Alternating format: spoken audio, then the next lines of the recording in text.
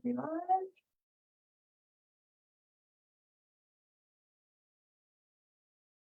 Let's just hope that the screen sharing works today. And if you guys are here live, please say hello. You can even say where you're tuning in from. Would love to see who is here live to learn about guilt today.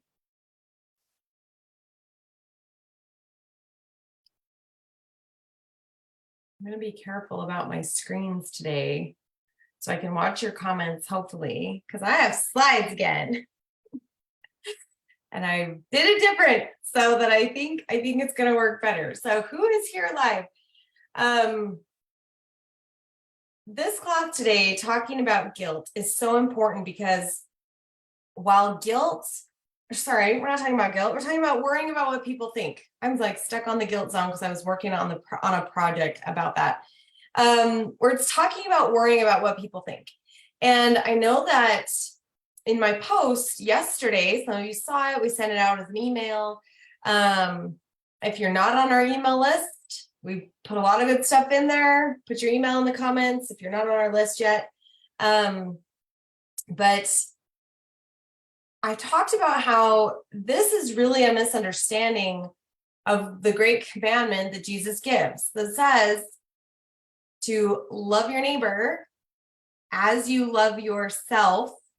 That was last week's class, right? If you haven't gone back and watched the class from July 1st to 2023, is a class about putting yourself first. And it's so interesting, right? Guys, this is so interesting to me. If you don't know me, I'm Robin Whitworth. I facilitate the Elevated Mother Experience Program, the Solid Ground Mastermind. And we are elevating mothers to think in an elevated way, to bring more abundance, stop cycles of lack, to bring more abundance to their families emotionally, financially, physically, and emotionally. This is what we do. And what's awesome is that we elevate through principles that you'll hear in the mindset space. You'll read about it in mindset self-help books. What we do here is we parallel it with the gospel of Jesus Christ as Christians. And what I've discovered in my years of study and helping coach Christian women is that there are general misunderstandings. There are general misunderstandings that have been cultural. They've become cultural doctrine in these misunderstandings of Jesus' teachings. And one of these last week, we talked about putting ourselves first is the first great commandment of love your neighbor as thyself. He said we are to love ourselves. It's like we forget that part. We focus so much on give. We forget to love ourselves, take care of ourselves. And we talked last week about the belief patterns that show up when somebody isn't truly loving themselves. They think that they're, and go watch that class. It was fabulous. This class today, we're talking about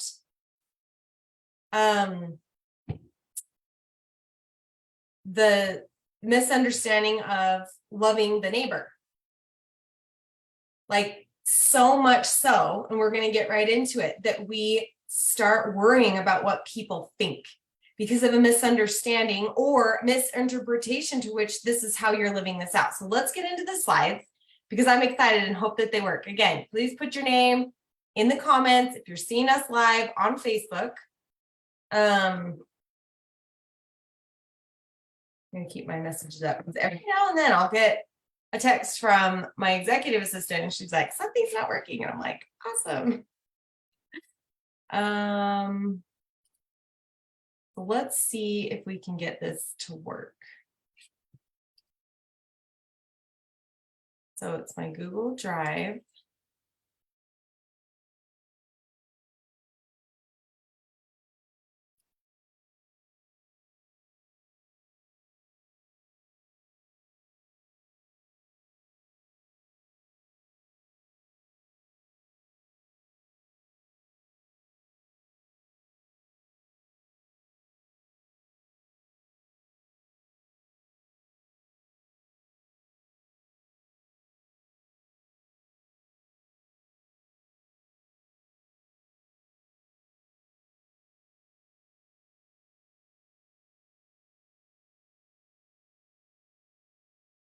All right, so can you guys see this slide good? So one of the things that I put, if you've watched the 3D mini course, was this example. When someone's worried that like your mother-in-law said, bring a dessert to Sunday dinner, and you are so worried, like, oh, I know that my father-in-law hates nuts, and I know that my mother-in-law is watching her weight. Maybe I should try a sugar substitute. Maybe can I just bring Oreos? They'll think I'm lame if I don't make something homemade. This is what happens when the mother-in-law is like, or when someone is really worried about what people think. Sister-in-law is like, so it looks like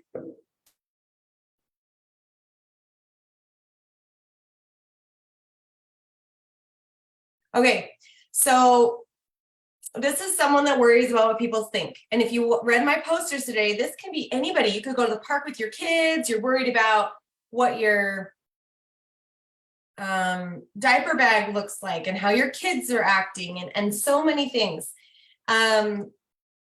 So when you think this way, when you are worried about what other people are thinking, this is the belief system that's at play. In case you've never been able to identify this, you've never gone down this road, is that taking people's feelings into consideration is polite. I will please other people to keep the peace. You've literally said this is loving others. This is, as a Christian, when we've been told that we love people, we're kind to people, this idea of people pleasing becomes something we believe in to be part of us. Oh, I should please other people. This is being polite. This is loving others. I'm loving my mother-in-law by stressing about this thing. I am loving the other people at the park by being super, vigilant about my children and how they're behaving. And I'll be, you know what I mean? Like we're writing all these stories about what these people are thinking. When we are a people pleaser, we are the chief fictional story writers all the time. So this is the belief system that's at play. Okay. And when you are taking people's feelings into consideration, this is the belief system at play. What happens subconsciously? This is the important part, my friends, if you're taking notes. What happens subconsciously in the way that our brain understands information is I am responsible for the feelings of other people. By being hypervigilant and worrying about what people are thinking and taking everybody's needs into consideration all the time, it says I'm responsible for the experience of these people, and love is conditional. If I don't show up this way, these people are going to think bad things about me. That's not love. Love is now conditional. This is dangerous ground, right? Like, if I don't show up with the dessert that shows that I thought about everybody here, I will receive less love or belonging or security, whatever it is, but it goes into this big pot of how we are interpreting love. And if this isn't sitting, like some people might be like, what are you talking about? Just let it simmer. Let this simmer. But this is what I have seen time and time again in clients that are people-pleasing people. They're worried about how everyone's thinking. They feel on display. They feel judged. It's because they believe they're responsible for the experience of everybody. They believe that love is conditional somewhere, somehow, on some level. Interesting, right? And what happens then to your family when you act this out, because we act out our beliefs. We have thoughts about things. It goes through this filter of what our beliefs and values are, and then we make choices. So if you believe you're responsible for the feelings of others, that love is conditional, you're hypervigilant all the time. This can start in a young child. And if this is you, your parents were probably emotionally immature. You couldn't gauge if you were doing the right thing or not. You thought maybe you were sometimes. They would have explosive moments. You became hyper vigilant. Like, I will do all the things right to avoid all the conflict, to just keep the peace. This is love. When I just keep the peace and do everything that pleases everybody else, I'm loved. See how you learned that love was conditional? And if you've believed this and acted it out, then hypervigilance, always worrying about whatever other people think, you place judgments on other people too. Well, if they act this way, this means this. You've placed a judgment there, right? Certain conditions have to be met. How dare I show up at church without a skirt? It's like we forget Jesus, guys. Do you think Jesus, if he was at your family dinner, is he judging you based on the healthiness of this meal or if it has nuts or not? He's just going to enjoy himself. He's going to sit in gratitude that says, thanks for inviting me to your space. If he doesn't like the food, he doesn't eat it and goes home and has a snack. Because he takes personal responsibility. Jesus does not have conditional love. He will love you no matter what you wear to church. Jesus loves you always. In your worst moments, Jesus loves you. And he has said, please love your neighbor. He showed us this unconditional love. So what if we stop doing this? Because in our kids, this is what we're experiencing, right? Hypervigilance, worried about this stuff, conditions have to be met. This is what you'll see in your home. A lot of comparison. The kids will nitpick. They compare. You compare a lot. Kids will judge you. Well, you didn't do that, Mom. They'll start judging each other. They start fighting a lot, yelling back. And I'm not saying young children are never going to yell if you love them completely and ultimately. I'm just saying that some of this that we see does stem back to them learning from you to be hyper vigilant, to try to do all this stuff. And as a young child, that is so hard. They will fight back on it because innately children know that we're not responsible for other people's feelings. They know that. You watch a 2-year-old or a 3-year-old interact with each other, they'll do all sorts of things that adults will sit and laugh at because we know that as an adult, that would be so inappropriate to maybe grab the shirt of our friend, take the toy away just because we're interested in it. These kids have no awareness of conditional love or that they should be judged for that behavior, right? And what's interesting too is when kids think they're being judged by their parents, that is hard on the relationship. You're not a safe place for them. They won't communicate with you as much. They won't talk to you as much. Your spouse too. If your spouse is feeling judged all the time by you, if you're feeling hyper vigilant and tiptoeing around everything and they don't understand it, they're like, what is going on? So you can see how this belief system isn't super useful. It's not super peaceful. It doesn't build relationships that most mothers, wives, especially growing up Christian with these values of love thy neighbor as thyself. There is a misunderstanding of people pleasing. So what do we do?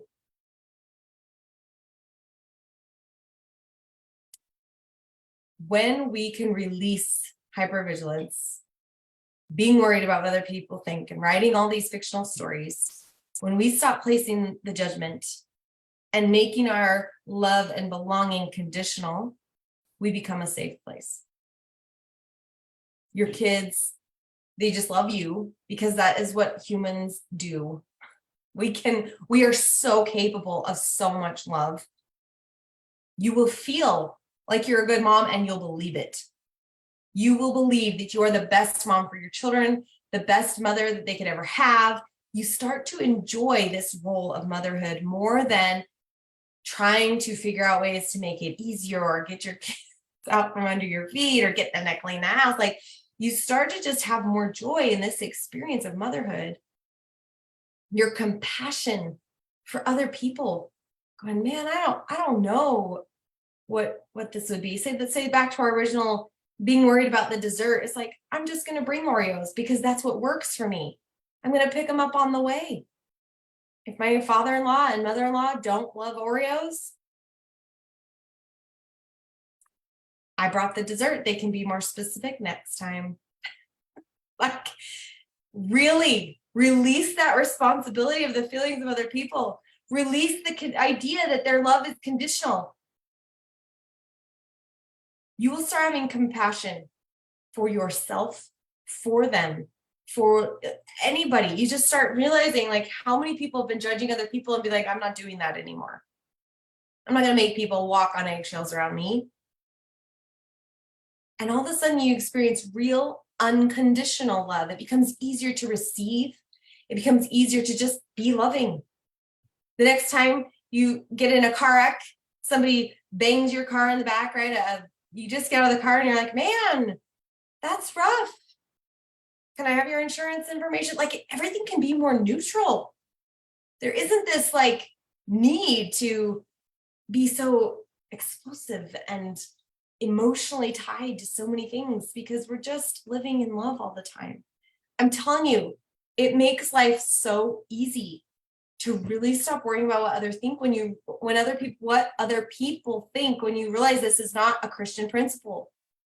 The idea of being polite and pleasing other people is not a Christian principle.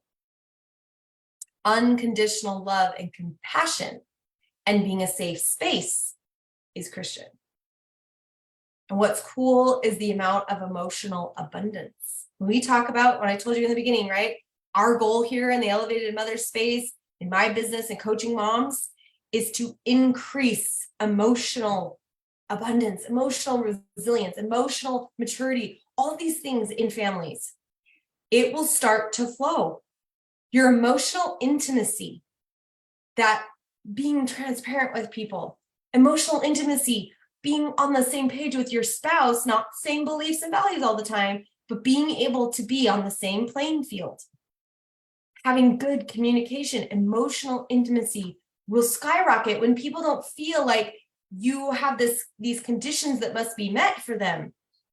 You become a safe place. You can hold space for people. If you don't know that term, you can sit and hear someone and not be triggered. You can sit and comfort your child in their sadness and not feel like you have to change anything. They broke their brother's Lego castle. They will have the consequence of getting to sit quietly or do a nice chore for that sibling to rebuild their trust, whatever your consequences are in your house. Even though they're going to be sad about it, you don't sit in guilt for this experience they're having. You're like, man, that must be rough to feel bad about breaking your brother's thing. You have this compassion. You're holding space for their emotions without feeling anything of your own. You become this solid, safe, loving person. It's really awesome. It's beautiful. I think that was, yeah, okay. That was my last slide, guys. We like saw them all. It's like a miracle. It's a miracle. So tell me, what are your thoughts on this? I'm so excited that I'm looking down because I have Facebook open on my phone so I can like see what's happening over here. What are your thoughts on this? Does anyone have questions? See how fast that could have been last week? Like, I know this could go fast. We can talk about this principle quickly. Any thoughts, any questions that you guys are thinking of? I see there's people on live. We have multiple people. 1, 2, 3, 4, 5, 6, 7. Like, what are your guys' thoughts on this? Have you ever thought of this before? Do you want me to go back to a slide now that we know that the screen sharing is working and awesome? I really want to have a discussion here if you guys have had these thoughts. Have you thought about this before? That this idea of people pleasing and that kind of stuff is actually making yourself not a safe space, making others have to be hypervigilant around you. Catherine says, how do you stop being hypervigilant? Dude, that is a process. It's a process with becoming safe inside yourself. And we go into that in the elevated mother experience. It's a lot more. It's not something that I believe we can talk about in 8 minutes.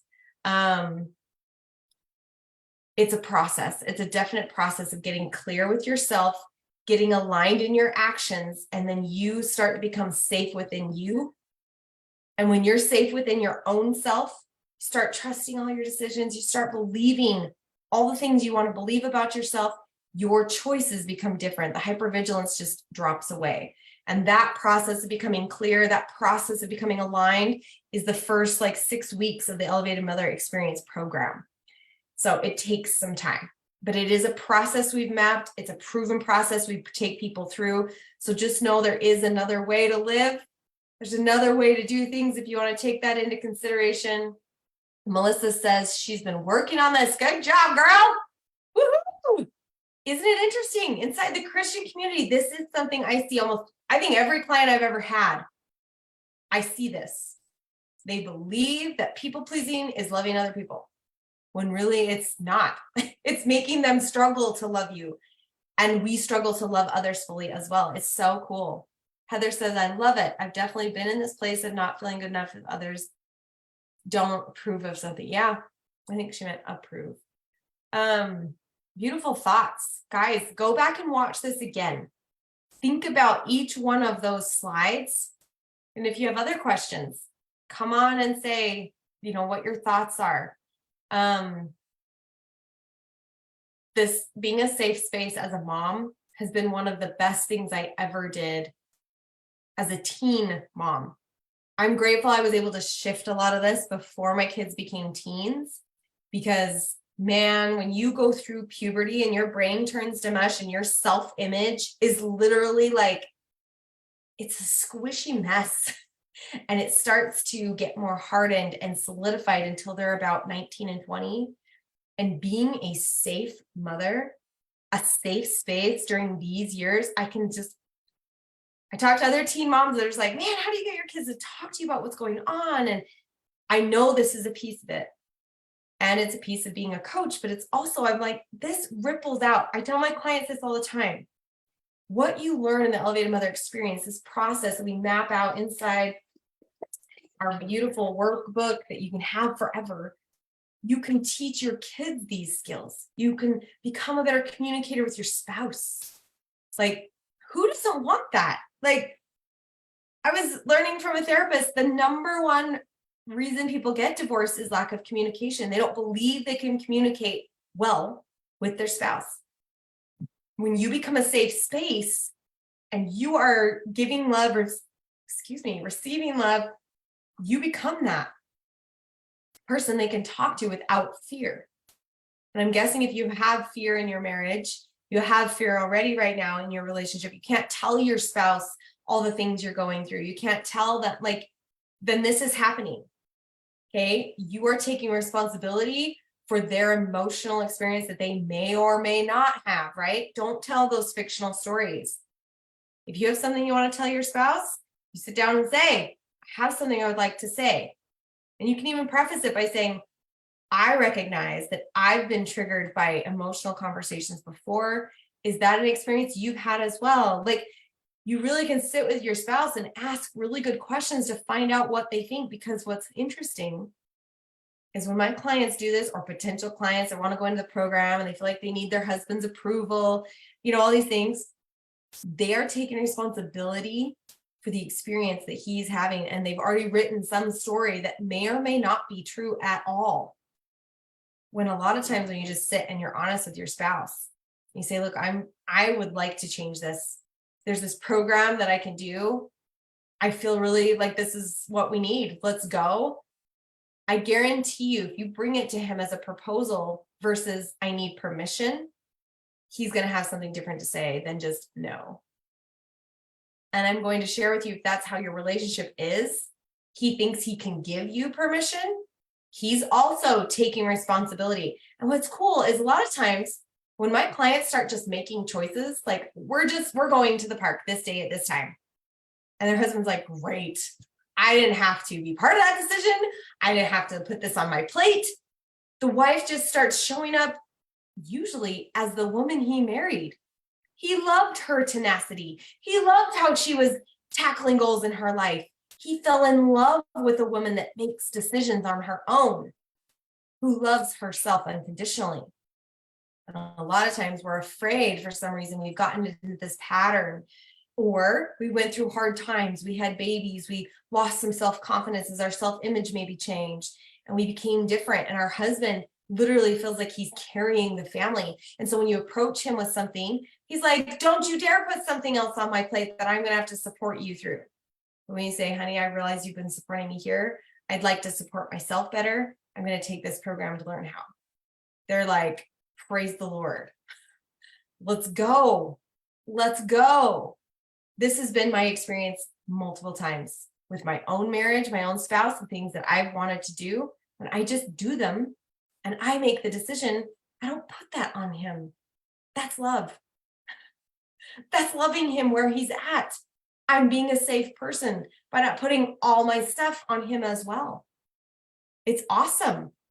It's truly awesome. This is me loving myself and loving my neighbor or my spouse. And we both love God in the process. It's awesome. Think about this stuff. Send me a DM if you want to talk deeper in this. You got more questions, put them down in the DM or in the comments of this video. But go back and watch it. If it's something that you're like, now wait, what did she say? Am I experiencing this in my family? I promise. If you just stop worrying about what people think and let them live their own life, you can let go of that energy suck that is living out here in everyone else's life. And you can start just living in your own. A lot of moms' energy skyrockets when they start living their own life instead of everybody else's experience. It's amazing. It's amazing, my friends. There is another way to live. There's another way to experience this life full of love and energy and abundance flow. All right. Have an amazing weekend. That's it for our class today. I think we have a class next week. And so I'll see you then.